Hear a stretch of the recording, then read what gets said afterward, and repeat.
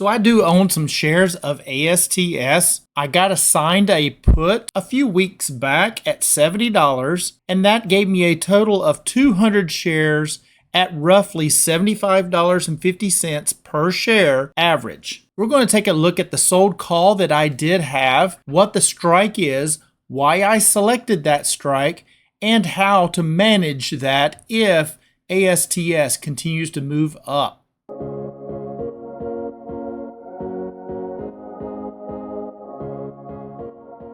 Hello, my friends, this is Legend. So, I currently own about 200 shares of ASTS at an average, and that's a total average, of about $75.52 per share. Now, on the last put that I had, I did get assigned those shares, and those shares got assigned at $70 per share, which is what ended up bringing that average down to about $75.52. So we're going to use that $75.52 as my average that I own these shares at. And the sold call that I do have is at a $76 strike. Now, we're also going to take a look at why did I select a strike so close to that average? Because my average being $75.52 and I'm selecting a $76 strike, why would I not select one higher so that I can have more price appreciation? And to better understand that, let's take a look at my orders. So here's my order right here, and this is that sold call that I was just telling you about. That is the ASTS $76 strike for August the 14th. So this one will expire in 1 week, and I earned about $1.45 on that trade. Now, I did open this one on July the 27th. So let's first understand, why did I select a $76 for that strike when my average is $75.52? Because wouldn't you rather move it up to, say, $80 and make about $4.50 in price appreciation versus only 50 cents in price appreciation? So to better understand why I did that, let's take a look at the chart and let's see what the price was on July 27th. So here we are on the chart. And if we slide right over, and you'll see this date at the bottom, it's all time moving as I move my cursor. So let's slide right over to July 27th, and that is right there. Now, you can see up at the top left-hand corner, that gives us the open price, the high, the low, and the close of the day. So that price in that upper left-hand corner is roughly about $57, okay? So that's somewhere right in the middle of all those prices. So we're going to say that the price of the stock of ASTS was around $57 at the time that I did sell that call. And as you can see, it was a green day and it was moving up for the day on that RSI 2. So with that move up, I did end up selling a call. And with the price of that stock being around $57, I was still able to sell a call above my average. My average being $75.52, I sold that call at $76. So I picked a strike just above my average so that I can earn some premium on those shares while the price of that stock was currently down, because it was at $57, right? And I was still able to sell a call above $75.52. Sold it at $76, and I earned that $1.45. As we can see right here on that order form, $1.45 times 100 shares right here. So that's $145 that I did earn from July 27th and that expiration being August the 14th. Now, what kind of percentage did I actually earn on that? Because did it even make sense to do so? Now, honestly, anything that you can bring in while the shares are down, in my opinion, is always a good thing, as long as you can still sell a call above your average. But my goal is to make about roughly an estimated amount of about 3% per month calculated out for that month, right? So that is what I'm looking for. So let's look at my options tracker and let's just punch that in to see what that percentage would be earning that $1.45. Do I meet that 3% for that calculated monthly average that I'm looking to make to hit that goal? And here we are on my options tracker. And this sheet is one of the sheets that is available to my Discord members. So I can just go right here, and that entry date, that would be that 7/27. That's when I actually opened that trade. And this is the one that is currently still open. And the ticker is ASTS. My purchase price, that was 75.52. That is my average. And if we go to my positions right here, you can see ASTS for this $76 strike. Slide right over to that average price, $75.52 is my average price per share on the 200 shares that I do own. Now you can see I actually have two calls out there. I've got one for 85 that I did open this week, but we're looking at this one right here, and that's that $76 for that strike on August the 14th. I'm looking to see if I actually made my goal off of earning $1.45 off of that strike. So that expiration date was 8/14. That strike price was 76. Now, how much did I make in the premium? That was $1.45 per share for a contract quantity of one contract. Each contract is 100 shares. So, as you can see up here at the top, the minimum that I'm looking for a single trade is about 2%. The minimum that I want for a monthly trade is about 3%. So even though this trade is not for a full month, I'm basically calculating it out to find out what it would actually compare to if I were to compare it to earning that for a full month. And that is where I'm looking to hopefully get about 3%. Now, it does not mean that I would not take the trade if the single trade is under 2% or the monthly is under 3%. This is just a goal. You don't always hit it. Sometimes you're a little under, sometimes you're over. But that's what all this is. That is just a goal. So that one contract is going to actually calculate out, and that is going to provide me with a percent earned on the cash invested of about 1.92%. So just under that 2%. And technically, if you rounded to 1.9, it would be 2%, right?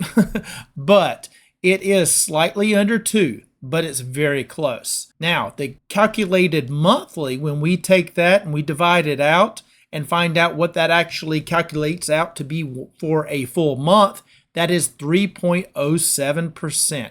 We do indeed beat that 3% per month that I'm looking to earn estimated on a monthly basis. So therefore, that $1.45 for me made sense to make that move. But again, when the stock price is down and you can still bring in money, why wouldn't you? Only if you can sell that call above your purchase price. And right there's my purchase price, $75.52.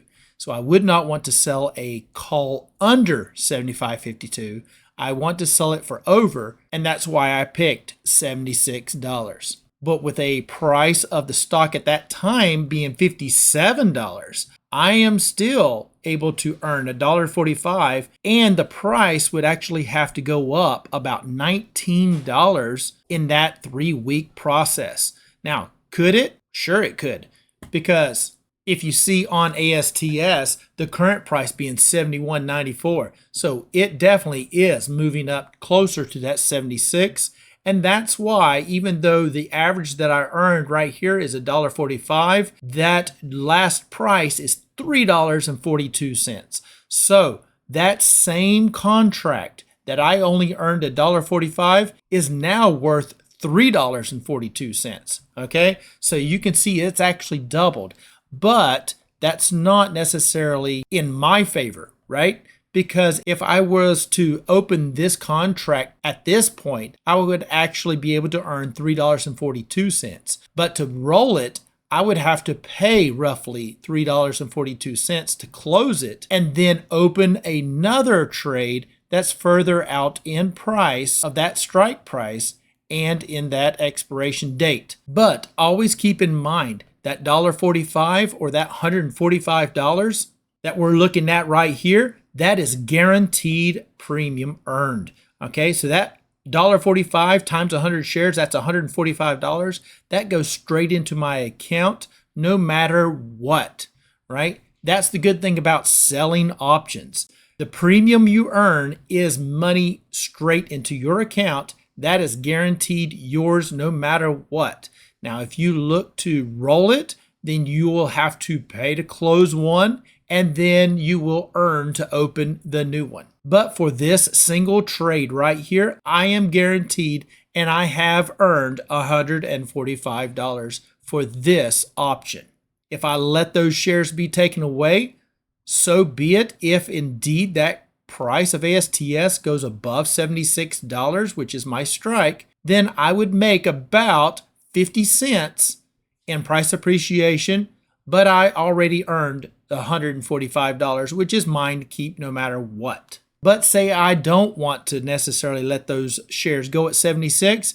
What if I'd like to roll it up a little bit in price, earn a little bit more price appreciation, and hopefully earn some more premium in doing so? So let's take a look to how to do that. All right, so we're back on my positions right here, and we're looking at this one right here still, that $76 strike for ASTS August the 14th. So let's just say if we wanted to roll that August the 14th out, we would simply go right up here. We can click those three dots, create rolling order. Okay, so we're going to roll this one out, and there we go. We've got our order form pulled up right here. Now, as you can see, this is the position that I currently have. Now, I sold to open, so therefore to close it, I must buy it back to close. Okay, and that's why you see that this order, and that's that $76 strike for August 14th, it is a buy. Right? So to close this one, I have to buy it. But when you're rolling that position, that is how you have to do it. You have to buy the current one back and then sell to open the new one. So right now it's at 1 week out for August 21st. And if we do the little drop down right here, you'll notice something. We scroll right on down to around that 70, and we're looking for that 76, but you can see it's actually not even there, because $76 strike for this expiration is not available. Now, I would have to actually go up to 80 if I wanted to, but that's not very far out in expiration, right? And I definitely don't want to go down to 75 because I own my shares at 75.52. I always want to sell them above my average. So I'm thinking what I will do is I will roll this out another week, and let's just see what it's paying out. So we do the little drop down right here, and we're looking at this August 28th. Now this one actually has that 76 available. Now that would actually pay me the most in premium, but I would not gain any additional price appreciation. Now that is something you have to actually decide on for yourself. I do want to make the most in premium because that is guaranteed.